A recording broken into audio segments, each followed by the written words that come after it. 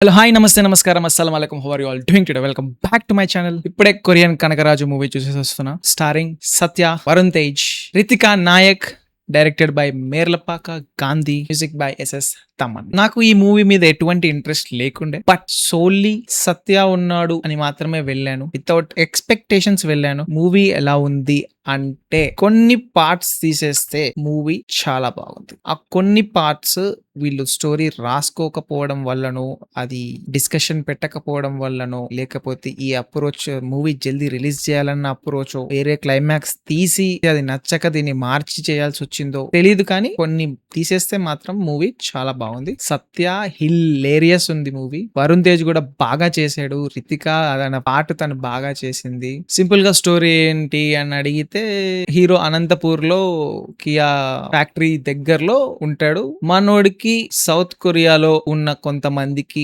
Connection ఎలా కుదురుతుంది, మీకు ట్రైలర్ లో చూస్తుంటే అర్థమై ఉంటుంది. తన లోపలికి ఆ సౌత్ కొరియన్ క్యారెక్టర్ ఎలా వస్తుంది, వచ్చాక ఏం జరుగుతుంది, ఊర్లో సిచ్యువేషన్ ఎలా ఉంటుంది, తను కొరియాకు కూడా వెళ్తాడు, ఎందుకు వెళ్లాల్సి వస్తుంది, అక్కడ ఏం జరుగుతుంది. ఇది బేసిక్ స్టోరీ లైన్. దీంట్లో సూపర్ న్యాచురల్ ఎలిమెంట్ ఉంది. ఆ సూపర్ న్యాచురల్ ఎలిమెంట్ ని కొంచెం ఓవర్ ద బోర్డ్ చేసి అన్నెసెసరీ, ఆల్రెడీ మనం ఇన్స్టాగ్రామ్ లో, యూట్యూబ్ లో చూసేసిన కొంత కాంటెంట్ ని కన్వీనియంట్ గా యూటిలైజ్ చేసుకొని అనవసరంగా వాడేసి క్లైమాక్స్ తీశారు. ఆ క్లైమాక్స్ తీసేస్తే సినిమా బాగుంది. కామెడీ పిచ్చ కామెడీ, సినిమా అంతా నవ్వుకుంటూనే ఉండొచ్చు. క్లైమాక్స్ తప్ప. క్లైమాక్స్ మనకి సర్కాస్టిక్ కామెడీ అవుతుంది అనమాట. అరే ఏందిరా ఇది అని నవ్వుకుంటాం. వరుణ్ తేజ్ వస్తే, వరుణ్ తేజ్ చూడ్డానికి కొన్ని సీన్స్ లో నాకు పున్నమి నాగులో చిరువార్ లాగా అనిపించాడు. ఆ గెటప్, ఆ హెయిర్ స్టైల్ గానీ, ఆ మీసాలు గానీ, ఆ గెటప్ అంతా పున్నమి నాగులో చిరు కనిపించాడు. మధ్య మధ్యలో కొన్ని సీన్స్ లో నాగబాబు గారు కూడా కనిపించారు. వాళ్ళ ఫ్యామిలీయే కాబట్టి ఆబ్వియస్లీ కనిపిస్తారు. కాకపోతే ఇంతకుముందు సినిమాస్ లో నాకు అంత రిఫరెన్స్ అంత క్లియర్ గా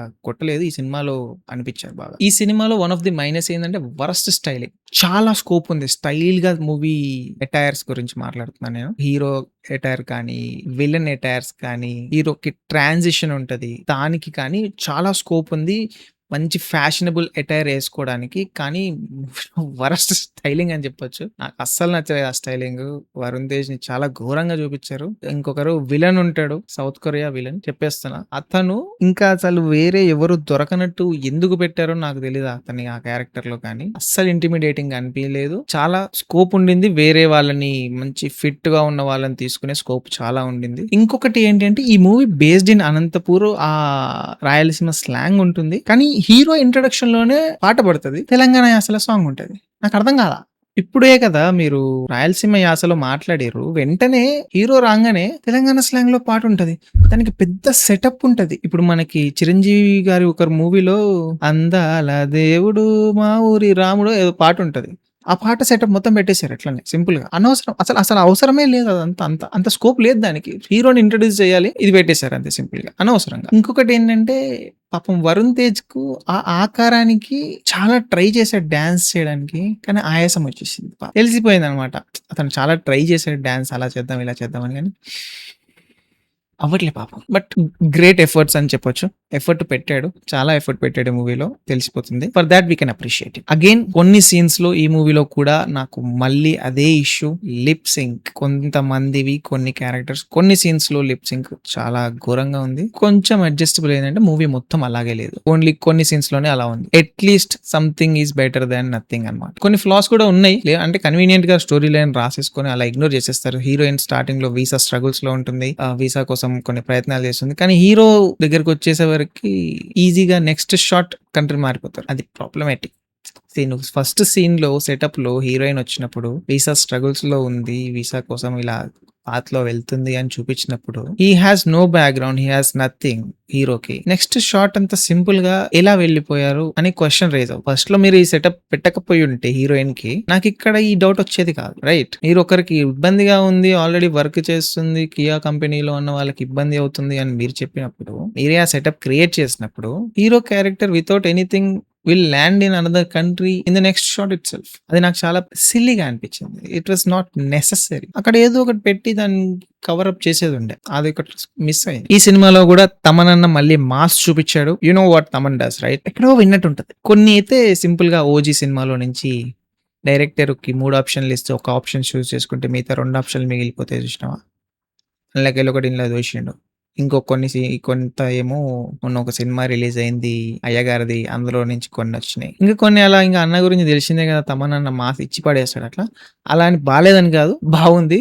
బట్ విన్నట్టే ఉంది. అది జరిగిందనమాట. సినిమా అయితే ఓవరాల్ గా బాగుంది, నాకు నచ్చింది. సినిమాటోగ్రఫీ కూడా బాగుంది, మంచిగా చేశారు. యాక్టింగ్ కూడా అందరూ బాగానే చేశారు. నెగటివిటీ ఏదైనా ఉంది అంటే ఆ climax, one of the worst climaxes ever. History books లో ఎక్కుతుంది ఆ క్లైమాక్స్, అంత ఘోరంగా ఉంది. That was so lazy, so unnecessary. At least should have thought about it before putting it in movie. ఇది నా ఒపీనియన్. మీరు చూసి ఉంటే మూవీ ఏమనిపించింది? నేనైతే ప్రీమియర్ కి వెళ్ళేసి వచ్చాను, ముందు రోజు రిలీజ్ అయింది కాబట్టి. మీరు చూడలేదు అంటే చూడాలనుకుంటున్నారా, అసలు చూడొద్దు అనుకుంటున్నారా, నేను చెప్పింది మీకు ఏమన్నా తేడా కనిపించిందా, దాంట్లో మీరేమన్నా యాడ్ చేయాలనుకుంటున్నారా? కామెంట్స్ లో పెట్టండి అన్ని. వీడియో నచ్చితే లైక్ చేయండి, షేర్ చేయండి, సబ్స్క్రైబ్ చేసుకోవడం మర్చిపోవద్దు. అండ్ బిఫోర్ ఐ గో, ఇది నేను అడ్రస్ చేయాలి. బాబు, కొంతమంది ఉన్నారు, థియేటర్కి వెళ్ళినప్పుడు మీరు రిక్లైన్ ఉంటే సీట్ ని వెనకలికి జరిగే ఆప్షన్ ఉంటే వాడుకోండి. మీరు ముందక నిలబడి వెనకాల ఉన్న వాళ్ళకి తలకాయలు అడ్డం పెట్టి సినిమా చూడకుండా ఇబ్బంది కలిగించకండి ప్లీజ్. ఇది చాలా ఫ్రస్ట్రేటింగ్. ముందు ఒకటి కూర్చున్నాడు, ఇట్లా చూస్తుండే తలకాయ ముంగలు పెట్టి, నాకు ఆ తలకాయనే అడ్డం వస్తుంది మొత్తం. అంత ఏముంది గుసాయం జునికి, నీకు ఈడికే చూసినా అదే కనిపిస్తుంది, ఇట్లా చూసినా అట్లా అనిపిస్తుంది. కొంచెం సోచో అని చెప్తున్నా అంతే నేను. అది మళ్ళా కలుస్తా ఇంకో వీడియోలో. DC సినిమా రిలీజ్ అవుతుంది, అది కూడా చూస్తా, అది కూడా పెడతా. అంతవరకు కలుద్దాం మళ్ళా. దాని గురించి కూడా వీడియో రేపు వస్తుంది. వరుణ్ తేజ్ హిట్ కొట్టిండు, నేర్లపక్క గాంధీ గారు హిట్ కొట్టిరు, సత్య యాజ్ యూజువల్ ఇచ్చి పడేసిండు. రైట్, మళ్ళా ఉంటా. బాయ్.